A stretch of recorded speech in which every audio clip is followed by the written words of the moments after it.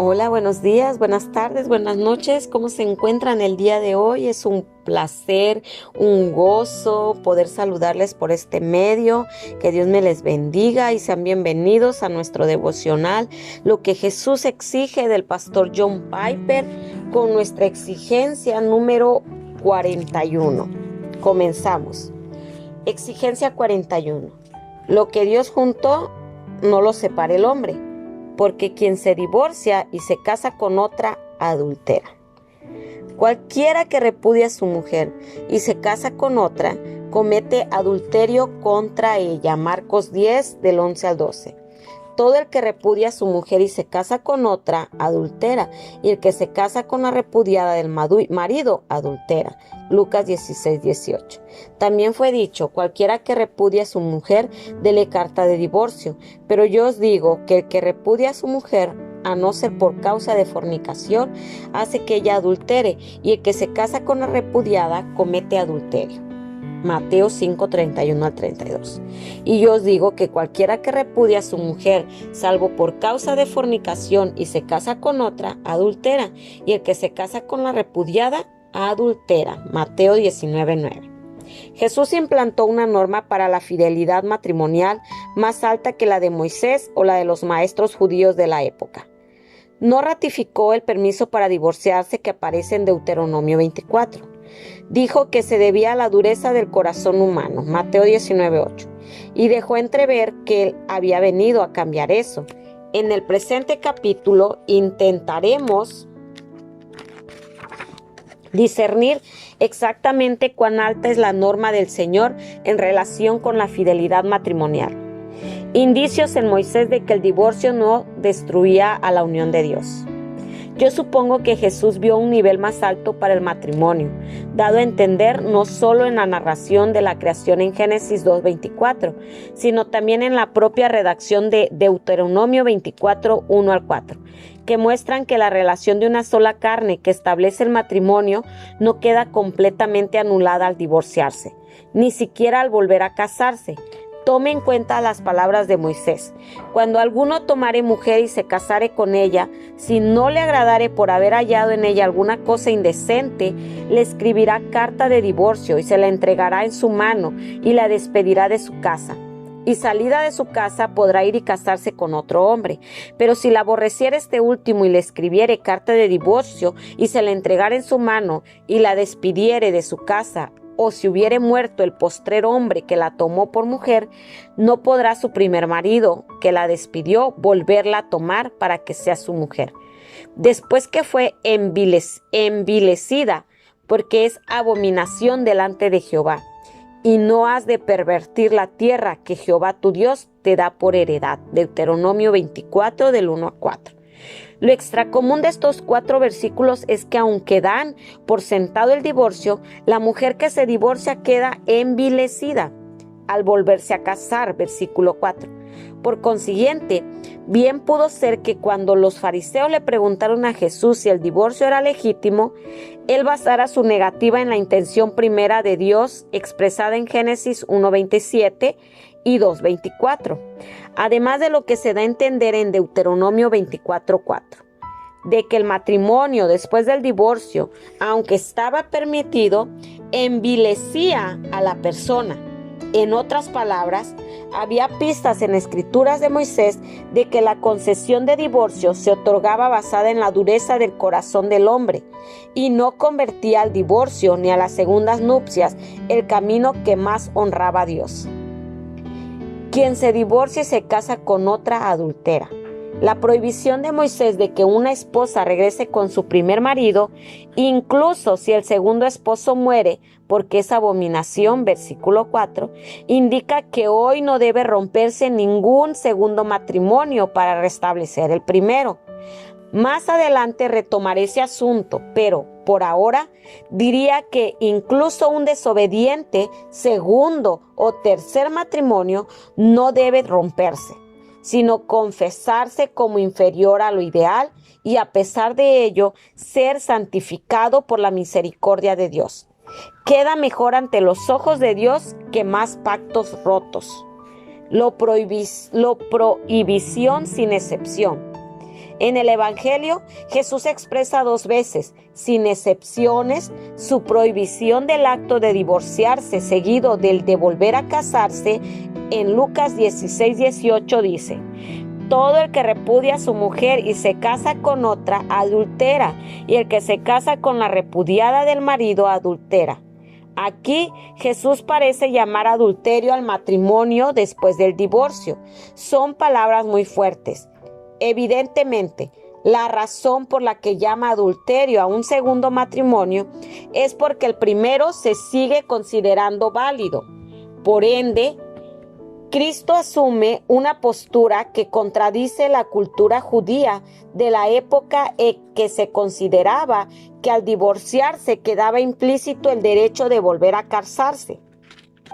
Lucas 16:18 es portador de otra insinuación.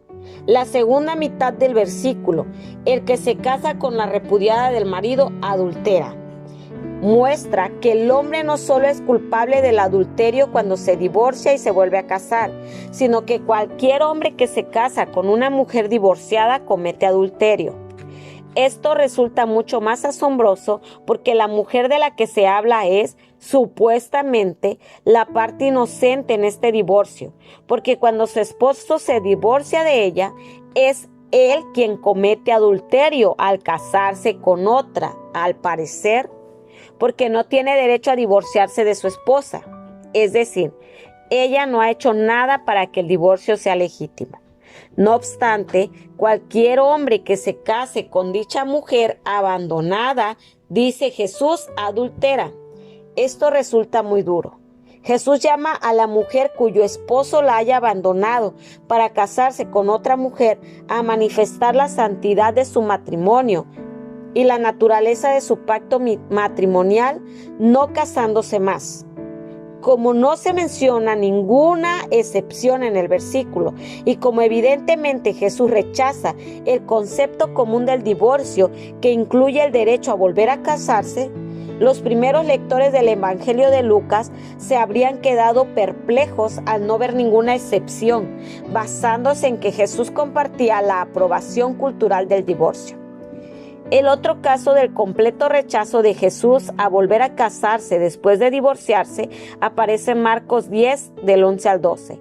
Dijo: cualquiera que repudia a su mujer y se casa con otra, comete adulterio contra ella. Y si la mujer repudia a su marido y se casa con otro, comete adulterio. Ambos versículos repiten la primera parte de Lucas 16:18, pero van más allá y plantean que no solo el hombre que se divorcia, sino también la mujer que se divorcia y se vuelve a casar comete adulterio. Y al igual que en Lucas 16:18, no se mencionan excepciones de esta regla. Hasta ahora contamos con 2 prohibiciones, al parecer absolutas con respecto de volver a casarse después de divorciarse en Lucas 16:18 y Marcos 10 del 11 al 12. Ya que Jesús considera que casarse por segunda vez es adulterio, incluso si se es la parte inocente en el divorcio. En Mateo 19:6 y Marcos 10:9 tenemos 2 fuertes aseveraciones de que Dios juntó a las parejas casadas y por lo tanto el hombre no debe separarlas. Hay en Mateo 5:32 un permiso para divorciarse, pero lo que hace el asunto más controversial es que en Mateo 5:32 y 19:9 parece haber una excepción de la regla de no volverse a casar después de divorciarse.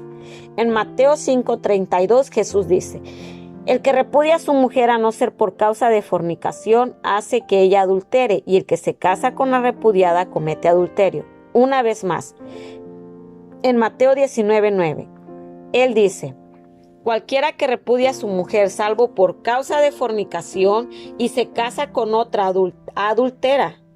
Ambos versículos se interpretan de forma general, como que Jesús permitía divorciarse y volver a casarse si existió fornicación por parte de uno de los cónyuges. ¿Es eso lo que quiere decir la excepción? De acuerdo con la construcción de Mateo 5:32, hace que ella adultere.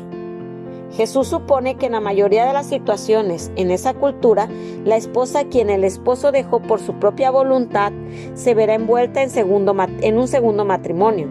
No obstante, a pesar de las presiones sobre la mujer divorciada, Jesús prohíbe el segundo matrimonio. Sus palabras dan a entender que si una esposa inocente a la que han abandonado vuelve a casarse, se considera, no obstante, adulterio. El que repudia a su mujer a no ser por causa de fornicación, hace que ella, la inocente esposa que no ha cometido fornicación, adultere. Esto significaría que no es correcto volver a casarse, no solo cuando la persona es la culpable en el proceso de divorcio, sino también si es la inocente. En otras palabras, la oposición de Jesús a volver a casarse parece basarse en la indestructibilidad del lazo matrimonial, no en las condiciones del divorcio. Entonces, Mateo 5:32 no nos enseña que volver a casarse es legítimo en algunos casos. Más bien, ratifica que volver a casarse después divorciarse es cometer adulterio, incluso para aquellos que se divorciaron de manera inocente. Que un hombre que se divorcia de su esposa es culpable del adulterio del segundo matrimonio de esta, y que un hombre que desposa a una mujer dejada por su esposo, aunque sea inocente, comete adulterio. De ahí la oración final del versículo: y el que se casa con la repudiada comete adulterio. Antes de lidiar con el significado de la excepción, veamos el texto similar de Mateo 19:9. La excepción de Mateo 19:9. El otro lugar en que Jesús parece enunciar una excepción a la prohibición de divorciarse y volver a casarse es Mateo 19:9. Y yo os digo que cualquiera que repudia a su mujer, salvo por causa de fornicación, y se casa con otra, adultera. Quiere decir esta excepción que hay situaciones en las que una persona puede sentirse libre de volver a casarse después de divorciarse. Esto es lo que la mayoría de los comentadores interpretan y lo que la mayoría de los seguidores de Jesús creen. Según mi interpretación de la exigencia de Jesús, eso no es lo que él plantea. Sería de ayuda que describiera mi peregrinaje hacia esta otra interpretación. Durante toda mi vida de adulto, supuse que el adulterio y el abandono constituían dos razones legítimas para divorciarse y volver a casarse. Ese era mi mundo y vi confirmación de él en la excepción en Mateo 19:9. Aunque, como ahora lo veo, el resto del Nuevo Testamento apunta en otra dirección. Pero llegó el punto en que dicha suposición comenzó a tambalearse. Al principio me preocupó que Mateo no hubiera plasmado la forma absoluta de la denuncia de divorciarse y volver a casarse de Jesús que aparece en Marcos 10, del 11 al 12 y Lucas 16:18. Sí, en verdad, la excepción era una apertura a los actos de divorciarse y volver a casarse. Me incomodaba la suposición que tantos escritores hacen, concretamente, de que Mateo hace explícito algo que los oyentes de Jesús y los lectores de Marcos 10 y Lucas 16 hubieran comprendido implícitamente. ¿Habrían supuesto realmente que las aseveraciones absolutas incluían las excepciones? Comencé a tener dudas muy serias. Por consiguiente, me incliné a inquirir si, en realidad, la excepción de Mateo se ajusta a la calidad del absoluto de Marcos y Lucas, no al revés. Lo segundo que comenzó a incomodarme fue la cuestión de por qué Mateo utiliza el término griego porneia, fornicación, en vez de la palabra moicheia, que significa adulterio. La fornicación en el matrimonio sería naturalmente un adulterio, pero la palabra que Mateo utiliza para expresar lo que Jesús quiso decir es una que por lo general significa fornicación sin referencia a la infidelidad matrimonial. Casi todos los comentadores parecen suponer nuevamente que porneia hace referencia al adulterio en este contexto. Me acosaba la pregunta de por qué Mateo no utilizaría el término para adulterio moicheia. Sí, de hecho, eso había querido decir. Me percaté entonces de algo muy interesante. el único lugar en el cual el apóstol, además de en Mateo 5:32 y 19:9, hace uso de la palabra porneia, es en Mateo 15:19, donde la utiliza junto con moicheia. Por ende, la principal evidencia contextual para su uso por parte de Mateo arroja que él concibe porneia en cierto sentido de forma diferente a adulterio. ¿Querrá esto decir entonces que en el registro de las enseñanzas de Jesús que hace Mateo, él utiliza porneia en su sentido más corriente de fornicación, incesto o prostitución que no denota infidelidad, es decir, adulterio?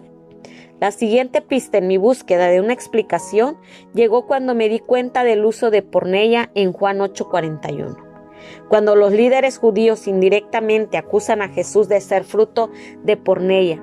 En otras palabras, como no aceptan el nacimiento virginal, asumen que la madre, María, cometió fornicación y que Jesús fue el fruto de dicho acto. Basado en dicha pista, retomé el estudio de los registros de Mateo acerca del nacimiento de Cristo en el libro que lleva su nombre, capítulo 1, versículos 18 al 20.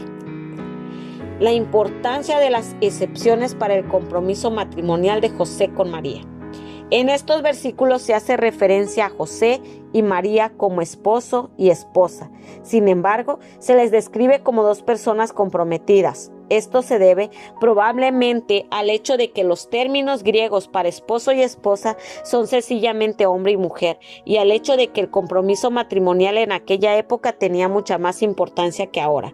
En Mateo 1:19, José resuelve dejarla a María, aunque estaban comprometidos, no casados. La palabra que denota divorcio es la misma que aparece en Mateo 5:32 y 19:9. Pero lo más importante de todo es que Mateo dice que José fue justo al tomar la decisión de dejar a María. Es de suponer que fue producto de su supuesta fornicación. En otras palabras, el dejarla le era permitido según Mateo. Solo Mateo contó la historia de la crisis que enfrentó José al tener que decidir si casarse con su prometida, aunque ella, hasta donde él sabía al inicio, había cometido fornicación.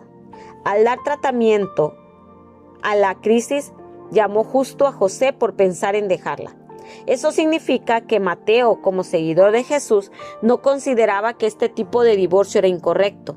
Esto no impedía que José o María se casaran.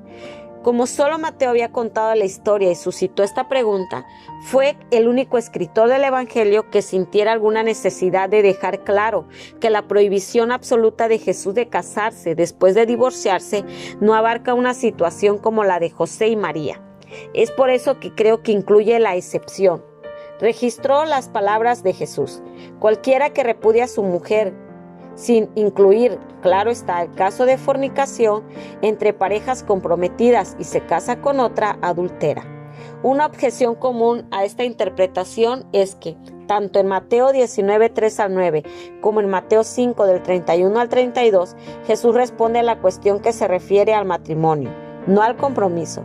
Se insiste sobre el punto de que, salvo por fornicación, resulta irrelevante al contexto del matrimonio. Mi respuesta es que dicha irrelevancia es precisamente la razón de la excepción. El que le suene irrelevante en ese contexto depende de cómo lo oiga. No opino que parezca no tener sentido si lo analiza de la manera en que se lo acabo de sugerir, o si Mateo 5:32 dijera lo siguiente: pero yo os digo que el que repudia a su mujer, excluyendo, claro está, el caso de fornicación, mientras estén comprometidos, hace que ella adultere. De esta manera, Jesús deja clara la acción que su Padre terrenal casi realiza: dejarla a María debido a la fornicación. No hubiera sido injusta, sino correcta. Esa es la clase de situaciones que la excepción está destinada a excluir. Esta interpretación de la excepción tiene varias ventajas. 1. No obliga al Evangelio de Mateo al parecer, discrepar con el significado claro y absoluto de Marcos y Lucas. 2. Proporciona una explicación de por qué se usa la palabra porneia en la excepción de Mateo en vez de moicheia. 3. Encaja con el uso que da Mateo del término porneia para fornicación, diferente de moicheia para adulterio en Mateo 15:19. Y 4. Se ajusta al contexto más amplio de Mateo en relación con la consideración de José de dejarla a María, Mateo 1:19. ¿Cuáles son las consecuencias de una norma tan alta para el matrimonio? A esto dedicaremos el siguiente capítulo. Bueno, los espero la siguiente semana para seguir con este tema en la exigencia 42. Que Dios me los bendiga. Los invitamos a que sean parte de nuestra familia. Somos Casa de Dios Nueva Vida. Pues que Dios me los bendiga y nos vemos la próxima semana.